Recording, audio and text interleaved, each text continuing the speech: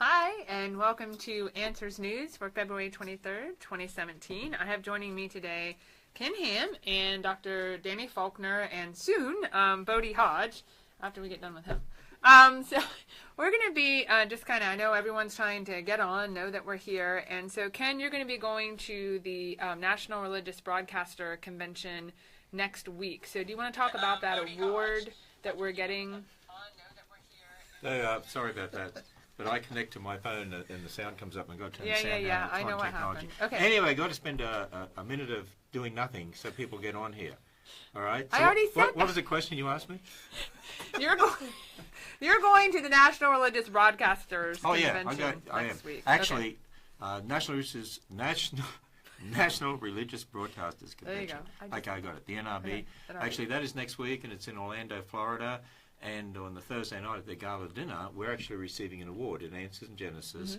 Mm-hmm. It's a very prestigious award. It's the Billy Graham Award for Excellence in Communication. And so we are really thrilled that we're getting that award. Actually, we've received a lot of awards from the NRB over the years for our website and all sorts of other aspects of the ministry. Answers Magazine has received lots of awards. And we really do things in a first-class way here. And that's a great testimony to all of our staff. You know, we have hundreds of staff, and that's a testament to all of them and the talents that they have and their dedication and their call for excellence as well. They want to be excellent in everything that they do. So with that, I'm going to hand over to you. I'm not going to be here Monday, do you know that? I know. I'll be at the NRB, and I won't be here the Thursday. So tune in Monday. While the Ham's away. The Ham's away. Purdom and Hodge will play, The geneticists will play. And can I just remind people, the more hearts they send, the more I feel like we're loved. Emojis. Emojis, those things. And the more they like us, the more it gets out there. Yes. I think they're all on now.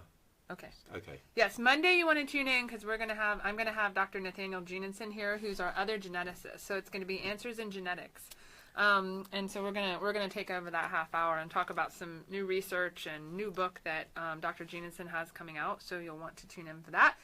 But today we have Dr. Danny Faulkner with us because he's going to be talking to us about some breaking news, okay? They have found 7 planets, several of them may be habitable, around a star, and so they're really excited about it. So why don't you tell us about this research and what's not to be excited Just before he does that, sorry to butt in, one of the first questions we got asked was, what do you think of the new Earth-like planets that were discovered? There you go. Answer? Okay, well, this star's name is TRAPPIST-1.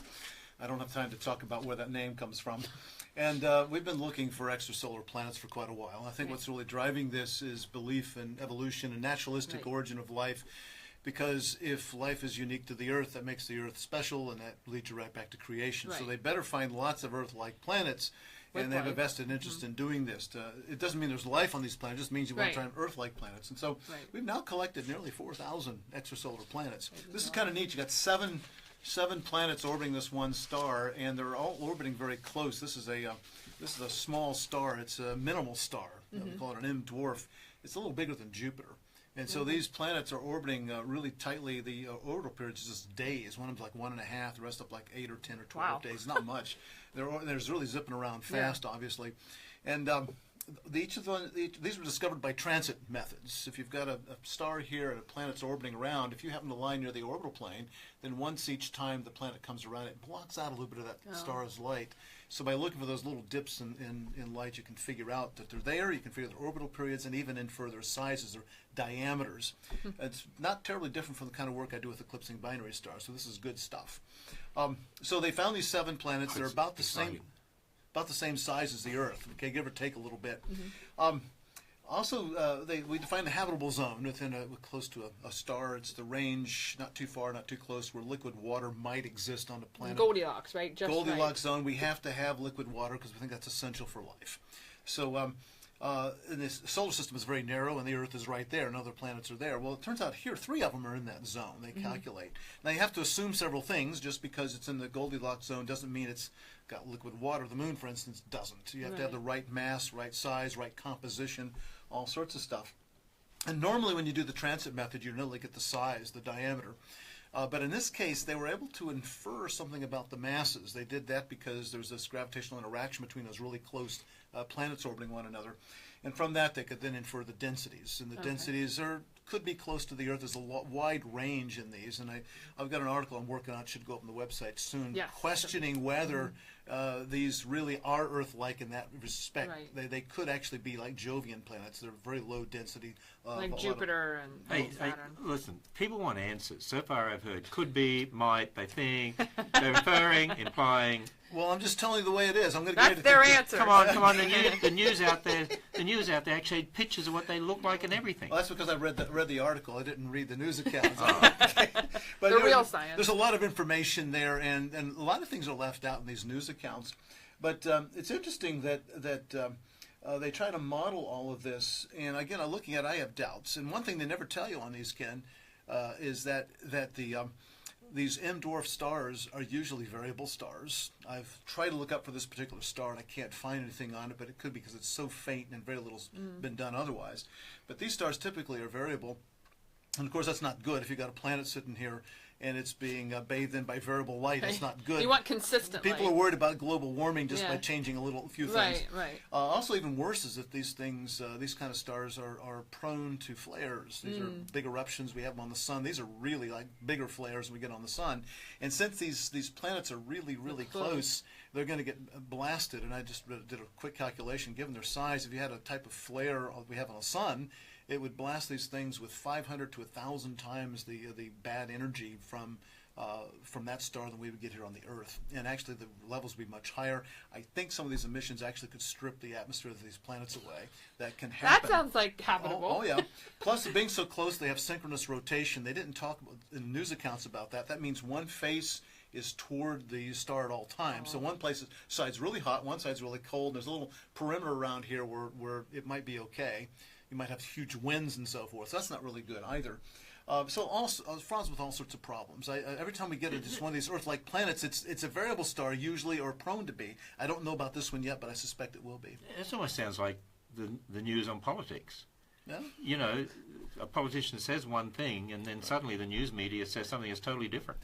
And in order to get them to be Earth-like, you have to make a number of assumptions that are rosy scenario assumptions. And I look at it, I can make other assumptions just as easily or more easily, and I end up with a different conclusion. Okay. So I'm not convinced these are Earth-like. Okay, so scientists saw some little blips. There's some planets there. Pretty sure there's something there. I am convinced they are, yeah. And there can't be life. It's most inhabitable. Yeah, but mention the one thing. There was Here's- one point that This one I caught. It's kind of an Yeah, that's very appendices interesting. afterwards. A very interesting conclusion here. What they did is they realized the planets are close to each other, and they're going to gravitationally interact with one another. And as they do, they're going to lead to instabilities of the orbits. They're going to tweak around, go higher, go lower. That's not good for life either, changing the orbits. But they did some integration, did some simulations to see what kind of stability they would have. And they did a bunch of integrations, and they said, this is right from the paper, most integrations resulted in a disruption of the system on a 1/2 million year time scale. 1/2 million. so Yeah. the system can't That's exist. with an M, 1/2 million, not a billion. Now you realize on the Earth they claimed that you got the first life, and it took 3 billion years just to get to multicellular organisms. Well, they just wiped out that whole idea. They could be sure right. did. And then they did it another way, and I got to thinking about this. Well, this indicates that these planets are young, Right. doesn't it? Yeah, I mean, Yeah.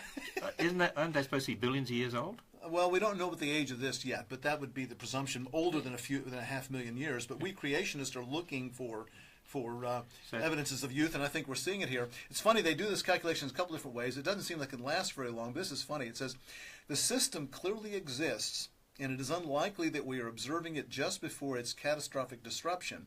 So it is probably stable over a long time scale. Probably. Hand waving. Forget our calculations. That Yeah. can't be because these things have to be. Ignore here. the data. Yeah. So I thought that was interesting, kind of an interesting admission there. Yeah. So very interesting. my bottom line is, no, I don't think these are Earth-like at all. There you go. Okay. Answers. Couldn't you just said that? You're taking up a lot of our time. No, You could have just said that to start with. But you have a PhD, it takes you 5 minutes to say it. Yeah. Okay. All right. So while Danny and Bodie are kind of making the transition here, we want to tell you tonight is Genesis history. debuts. Dr. Faulkner here is in it, Dr. Andrew Snelling, as well as many other creation scientists. It's being shown, I believe, in over 800 theaters now. It's sold out in many places. And so I had a comment on Facebook. Someone said they're driving 1.5 hours to Louisville, Kentucky to be able to see this movie. I think it's over 900 theaters, actually. Is it 900? Well, And, yeah. and some of the theaters put on extra screenings. Right, I know the they one did in locally Florence, did. Kentucky did. Yeah. So it's just amazing. And you want to take friends and family to really go see this film because it's, and one of the things that Del Tackett said about the film was, and I really like this, says, my hope is that those people that want to hold to biblical truth would walk away with the confidence that there is credible evidence and there are credible scientists, that they should be sure that what God has given us is true and can hold on to that. So really encouraging those of us who already believe this, but maybe helping those that don't to think twice about what they believe, and so about that. So, Hey, quick question for you. Mm-hmm. Have a guess. Somebody said, aloha from the Big Island. Have a guess where? Hawaii. Oh, okay. Oh, yeah. Yeah, we're smart. Okay. I saw some Pennsylvania and Indiana pop in there, too. All right. Okay, so the next article I want to talk about is from the New York Times. Norma McCorvey, Roe in Roe v. Wade, is dead at 69. So Jane Roe is actually Norma McCorvey. Norma is her real name, and she passed away. And I was reading about her life kind of in this article. Very sad, difficult childhood and upbringing, and she had multiple pregnancies in which the children, she did give birth to them, but they were adopted, and so she was kind of served as sort of the test case for abortion and trying to get this through. When I read it, it actually reminded me of the Scopes trial and with John Scopes and Because how that was a setup. Yeah, it was a setup basically. She and was used as a pawn. She wasn't even at the trials, and she was never testified or anything like that. She found out about it in the newspaper, what the Supreme Court decision was, and so it was really interesting. But what's interesting about her life is she was very pro-abortion. She counseled women at clinics. She went to the rallies. And then it said a Christian organization actually set up beside where she was working in this women's clinic, and she got talking to the pastor there, and she became a Christian and later converted to Roman Catholicism. But what she did was she decided this is wrong. She realized that the Bible was true when it comes to talking about life, and that this life should be protected. Mm-hmm. So it's sad. I thought, here she was used in this case that now close to 60 million babies have been aborted as a result of that decision. And yet she herself actually was against that. And so later in life. Hey, 3-4 things quickly as we go on here. Okay. Somebody said hello from Earth. That's good to know. Well, that's good. And a number of people said they're going to the movie. Awesome. And a lady called Judy got on there. Actually, she was in my science class in I Dolby met High her School. yesterday. Did you? Yes, yeah, when I was did. a teacher in 1975. I know. When I So- saw her, I was so she like, said, "Great she to be introduced herself to me. I'm with like, you." whoa. I'm Someone like, watching okay. from Ireland, and somebody from Jerusalem. Hello from Jerusalem, Israel. Cool. What's this? Someone says they're from one of those habitable planets that trapped us? No, they said it took 88. They said it would be 800 years or something to get a message out there. Anyway, go on. Okay. So if you want to learn more about Planned Parenthood, abortion, genetics, some of those topics, I have a DVD called Eugenics, Abortion, and Genetics, so you can find out more information there. All right. ABC News. Washington court rules against florist in gay wedding case. So this is the case of Baronell.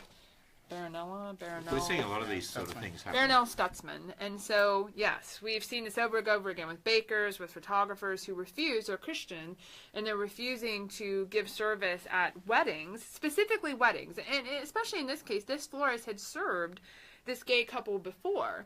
But when it came to their wedding, she said no, because I'm a Christian, and the Bible speaks against, these types of, that marriage is, I should say, between one man and one woman.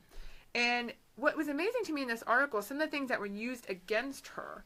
For example, one of the lawyers said, well, providing flowers for a wedding between Muslims would not necessarily constitute an endorsement of Islam.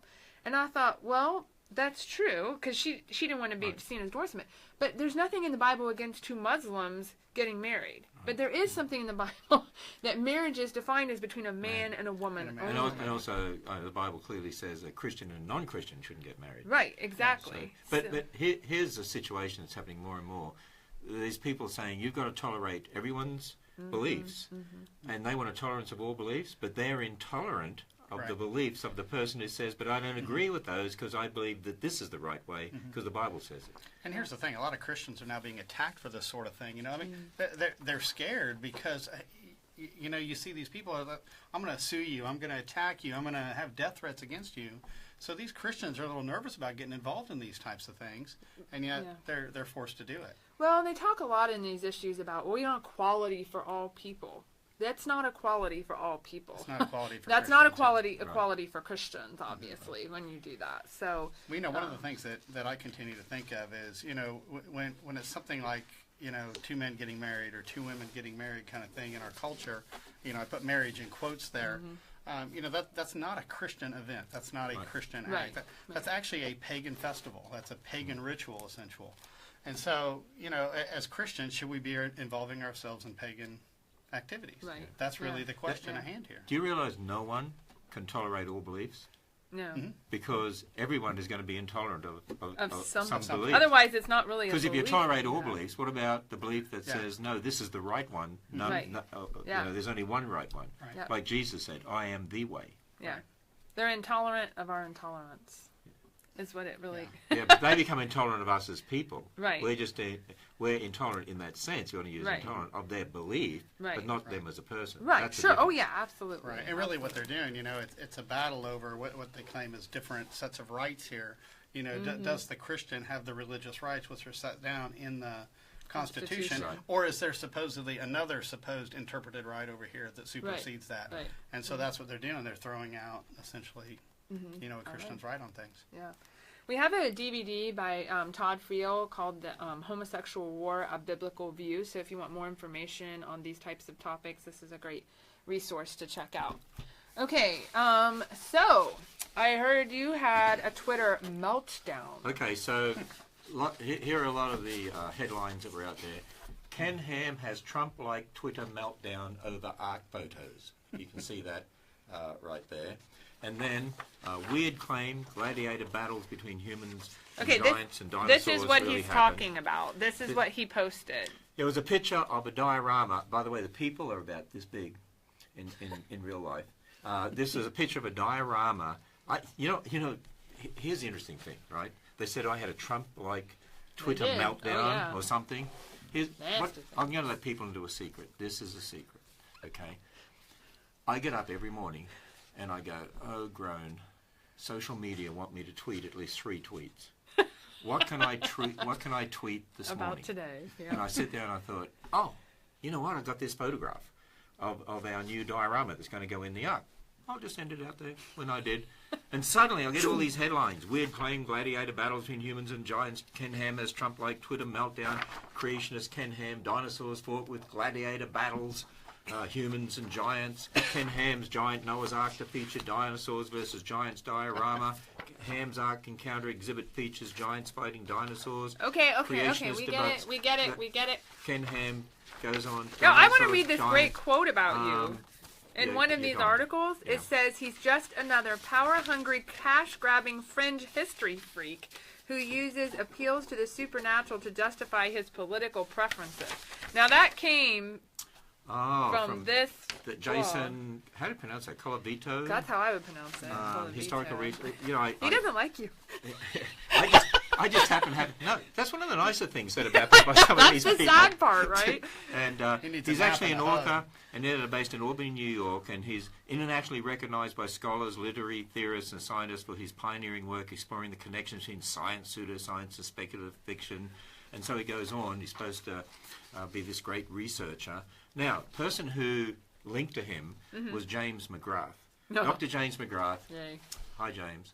He often writes about me, and he even writes nicer things than Jason Calavito wrote. But he's the Clarence L. Goodwin Chair in New Testament Language and Literature at Butler University in Indianapolis, Indiana, and he seems to follow what I do and so on. And he linked to this guy, and of course mocking me, and over this particular diorama. And by the way, the diorama, we had a giant there. That, I think these people don't even know what the Bible teaches. As if having a giant person is something out of the ordinary. Have you heard of David and Goliath? Yeah. I mean, the Israelites went and fought cities full of giants. Read the Bible. And then in this, he was mocking what the artist did. He said, note the amphitheater is built in the Cyclopean, how do you pronounce it, style of Mycenaean Greece, while the decorations are in Minoan style. And he goes on, here's a mixture of styles from ancient Near Eastern cultures. It's laughably funny. There is, of course, no evidence for amphitheaters in the time period that Ham assigns to the pre-flood world. Excuse me, pre-flood world. Do you realize the whole world is destroyed by a flood? Do you realize that all those cultures were destroyed? Only 8 people survived in an ark? Of course. We don't have anything of from course we that don't. time Yeah, we have period. rock layers. He said, I consulted the earliest amphitheater known to history, is Pompeii. That's got nothing to do with it. Yeah, that was thousands of years later. Yeah, And he goes on and mocks us and so on. Hey, you know what I did? The artist actually sent me who put together this particular diagram. He said, I'm sure you see so much of that kind of stuff you just roll your eyes at, but if you'd like a detailed explanation of our design choices, I'll be happy to share. Now, this is what I really would counsel Jason Colavito and James McGrath. There's a word called research, and you need to actually research behind these things to find out what actually went in. You've heard of research? Yes, your I have. PhD. I'm very familiar with it. So, he said, I'll be happy to share. In short, the guy only slightly knows his ancient art styles. Oh, okay. We did pull from the Minoans and the Mycenaeans because, well, they're cool. And people are really unfamiliar with them, so it won't feel derivative. But we also pulled from South America, stones, Romans, the idea of the amphitheater, they were totally different design. Vikings, the wooden statues guarding the king. Sumerians, the clothing wrap style, not Minoan, as he suggested, to name a few. And note that these are inspirations. I'm very specific how I use inspiration. I change everything so I cannot get accused of simply plopping a Greek or Egyptian artifact, for example, into something. To sum up, this guy doesn't know his history. And I chuckled a bit, thinking he wasted an evening studying and trying to refute a diorama that I designed to depict a culture that only somewhat survived through 8 people on the ark. And I thought, that's the funny thing about it. He wrote this whole article refuting it and talking about the Greeks and everything else. He has no idea what went into it. Yeah. And anyway, it's going to be, hey, this is going to be a famous diorama. It's already famous, got headlines all over the world. It is. It'll be installed in the Ark, well, soon, during the month of March, actually. Yeah. So it should be here in April. Right. And see, that's the key. You know, through the flood, we might have elements of certain aspects of culture that survive through with Shem, Ham, Japheth, maybe their wives, and that gets passed along. It goes through Babel, goes to different parts of the world. So, you know, I can understand him doing that. It was actually a clever way of doing it. Yeah, it is. It is. Hey, somebody here gave a comment in Spanish. I have no idea what it means. It's a comment in Spanish. And don't forget to put your emojis. Okay. Yeah, we want those little thingos. And Ken, tomorrow we are opening up. I call them thingos. Thingos? Will you shush? Okay, we are opening up an exhibit tomorrow at the Ark, right? So yeah, ribbon cutting at 1 o'clock at the Ark, actually. And it's a big exhibit, 2,500 square feet exhibit. It's a graphic novel, actually, and it's phenomenal. You walk through it, and it's presenting actually an answer to the question of death and suffering and a loving God, because that's a big issue people have, and then presents the gospel and the doors of Scripture. And we got a lot and of how we know the Bible is how do we know? True. It's called Why the Bible is True. True, yeah. So I'm really And excited. on the other end of the bow, we're releasing our brand new gospel video using this pre-tabloid, tabloid newspaper reporter that comes to the Ark. Right. It's a fascinating movie. It's very good. Yeah. It's very good. challenging. But we're opening those tomorrow at 1 o'clock at the Ark. Yeah. And something else too, so some of you may be familiar with Sight and Sound Theaters, which are located in Branson, Missouri and Lancaster, Pennsylvania. If you have never been to them, I highly recommend. All of us have been to at least one of their shows or more. And they are going to be offering Jonah, which is one they're doing on stage right now, but they're doing actually a movie version of it, of the theatrical production, and it's going to be a one-night event, a Fathom, what they call a Fathom event, kind of like is Genesis History, and it's going to be Tuesday, May the 2nd. So you want to be sure to check it out. I got to preview this movie just this week, and it's really, really good. It's not a movie. It is a movie. It's a movie of the theatrical production. I thought you were talking about the theatrical production. Yeah. No, this is another movie. It's a movie. Yes, I told you. It's a cinematic event. Oh, okay. There we go. Hey, by the way, I just wanted to read you this. Okay. You know, in regard to the wedding cake issue, Yeah. so somebody here was complaining about that. This person, Shocking. You know, about a singer. What if a singer, what if a Christian singer said they're not going to go and sing at a pagan wedding? So this person said, "So David, you'd be okay with singing at the wedding of two pagans that required you to be naked throughout the service?" Yeah. See what I mean? Yeah. People are going to draw lines, and Right. you have to be prepared to understand they have certain standards, right? Okay. Moving on. So we are going to do. So I've gotten quite a few. This is a movie. Yeah, Okay. we did that. Okay, so we're going to be talking about human gene. This is from the New York Times. Human gene editing receives science panel support. Okay, so there's a science advisory group made up of people Is this from the. blue jeans? No, not those kinds of genes. Oh. GENE. Oh. Science advisory group formed by the National Academy of Sciences and the National Academy of Medicine. And basically, here's what they said. That the modification of human embryos to create genetic traits that can be passed down to future generations is okay. Now, this was once unthinkable, right? Because it was okay to do gene modification on adults, but to do it on embryos means that it's going to be passed down, that Subsequent embryo is going to have generations. that new genetic information or whatever they're fixing or doing, and that's then going to be passed down to their children. And so it becomes what we call heritable. Those types of things have always been outlawed in the United States and not allowed. But now they're saying, well, that's okay. As long as it's for serious diseases and disability for which there is no reasonable alternative. Now, what's the problem?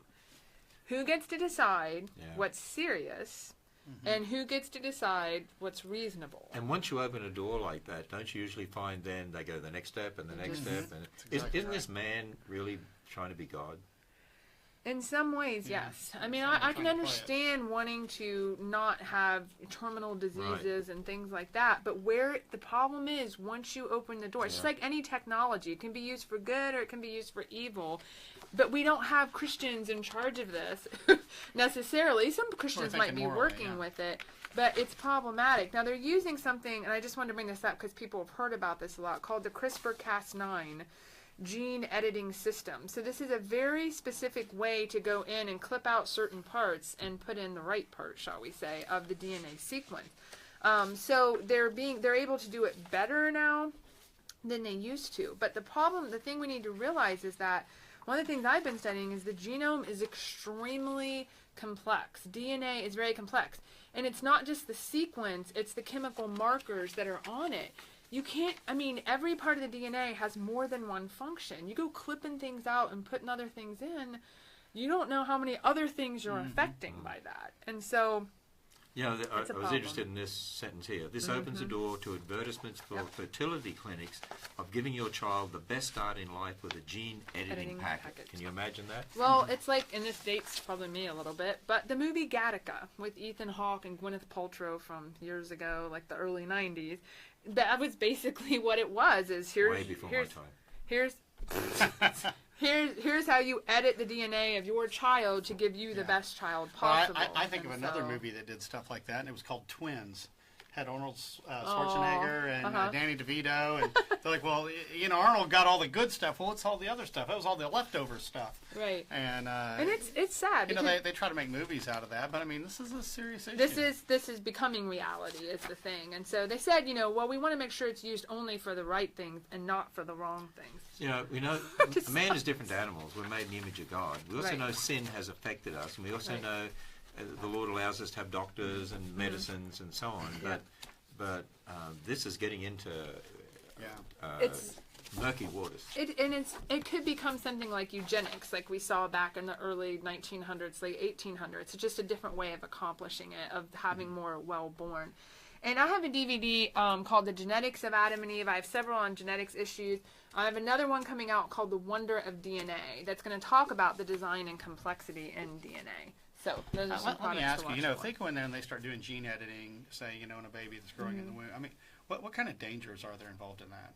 Specific physical Well, one of the dangers. things they've noted in mice is that they don't know if all the cells will actually have the edited genetic Yeah, I information. know. Some So might, you some create a mightn't. mosaic, and so that's an issue. So this next one's fun. Okay, so something like Blinking DNA. blinking DNA. So what they've been able to do, DNA has a natural ability to blink, basically, in response to a certain wavelength of light. And so normally in order to look at DNA in really small cellular structures, we have to attach fluorescent dyes to them. But now they're finding if they just shine light at a certain wavelength, these things will give off light, and they can capture that information. And it actually allows them to look at things that are smaller than 10 nanometers. So they can look inside and peer inside these cells and describe structures we haven't been able to do so directly before. This is from Science News. Yes. Do you know what this is doing, and will do more and more? They'll see how complex it Yes. is. how Yep. complex it is, It and is. it cries out more and more. In the beginning, God created. Yep, it really does. That is pretty fascinating. It was. Okay, this will probably be the last one we'll be able to get to today, but that's okay. So, Ceres, not Siri, like on your phone. Okay, Ceres harbors homegrown organic compounds from Science News. So this is a planet, dwarf planet, okay, between Mars Used to be a and planet, yeah. between Is it part Mars of the and- asteroid belt? It is. It is. It's part of the Yeah, asteroid belt. between Mars and Between Jupiter Mars is and essentially Jupiter. where it's at. Right. So they're all excited because they think that they found some organic compounds on Ceres. And of course, when you have organic compounds, you have what, Bodhi? Oh, they claim you have the building blocks for life. You're right there. You have life. Yeah. All right. So, but we all know what the problem with that is. It's information. Isn't that the old Miller-Urey experiment where, you know, they could create some organic compounds with Yeah, they got some amino water, acids. methane, Lightning and add energy and to they it. say, wow, it's Boom. basically creating life. It's got, No. that's not life. It's Yeah. amino acids. Right. It's, What is, And it wasn't even close, Life is yeah. built on what? yeah. Information, right? Yeah, you need information, and in order to have information, code system. you have to have an information giver. Okay? Just because you have carbon So- there is meaningless. You know, when Yeah. it comes down DNA, to it. Diamonds have DNA carbon. is like a language system and Yeah. an information Yeah. system. Right. Having organic molecules doesn't mean anything. Doesn't mean Yeah, life. a dead critter has carbon. Yeah. Right. Diamonds But it have doesn't carbon. have life. But you you know. have to have information, and you have to have an information giver, and that's the other thing. Can't come about randomly. That's right. Well, the law of biogenesis, you know, life comes from life, not non-life. I mean, that goes all the way back to Louis Pasteur. Yeah. And, you know, that's what we see. Life comes from life. Yeah. And they're just assuming, you know, that this concept of what's called abiogenesis, which actually goes against this law of science, the law of biogenesis, where they're saying, well, you know, if you have this stuff, given enough time, sooner or later, it's going to come together it'll into come life together. because Yeah. of random processes. And So- we don't observe that. So Bodhi's becoming the biotic man tomorrow. I He am. is. So Bodhi, your prayers Yeah. for Bodhi, because he's going to go in for surgery tomorrow with his heart, and so They're doing a procedure in there. And So you'll have that. I have my cochlear implant, so you're the one missing out here. Here I am, healthy. All right, so that'll wrap it up for today. Please join us Monday at 2:30. It'll be myself and Dr. Nathaniel Jensen. And yeah, you're going to have an exclusive, aren't you? You know, Yeah, Answers yeah. News exclusive Yeah, with with Dr. Jensen. Dr. Jensen. Answers in depth. They'll love that. We'll Yeah. love it. Yeah, And we we'll invite bring- your questions. We bring to some that. sanity into the place. Yeah. Yeah. All right, thank you. Signing off.